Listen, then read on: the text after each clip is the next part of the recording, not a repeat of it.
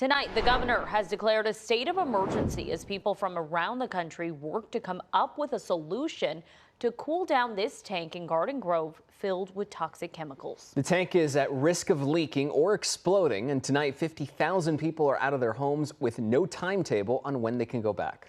Crews are continuing to monitor the temperature of the tank as the hazmat situation is now on its third day. CBS LA's Brittney Ermon live at the command center right now with the latest. Brittney.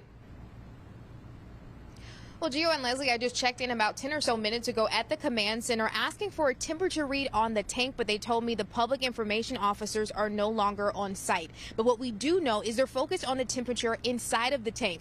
Earlier, they said it was too hot. Now they want to cool it down to neutralize any possible chemical reactions. Now let's go ahead and take a look at some SkyCal video where we saw some movement of firefighters in Garden Grove. Now near the tank, it appears they were repositioning the hoses that were aimed at the tank. OCFA says the temperature inside the tank is going up 1 degree each hour. Now this morning it was 90 degrees, which officials tell us is not good. A chemical team and a fire crew entered the hazard zone last night trying to neutralize the tank, but officials tell us crews pulled back after seeing the temperature reading spike. Now they're trying to carefully cool it down with sprinklers and unmanned hoses on site.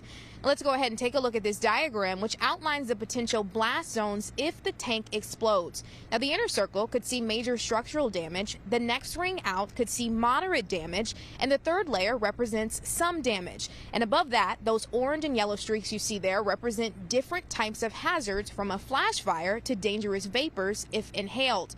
Now, the yellow zone represents a non-hazardous area where people may smell the chemical, but it won't be harmful.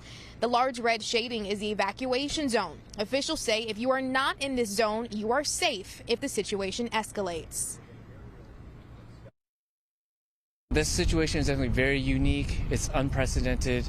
Again, that's what presents us with all these challenges for this. But we do have a team of people of all different agencies. We're working day and night to come up with a good solution to mitigate this problem.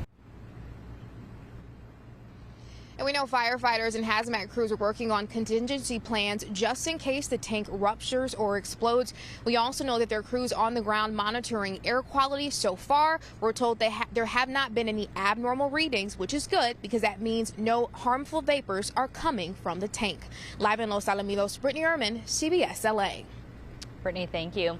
Well, the evacuation zone covers parts of 6 cities stretching in all directions from the plant: Garden Grove, Cypress, Westminster, as well as Buena Park, Anaheim, and Stanton. 50,000 people in those evacuation zones now looking for a place to stay as some of the shelters are filling up. CBS LA's Pozen was at a shelter in La Palma. She heard from some of those residents who say they're worried and just exhausted.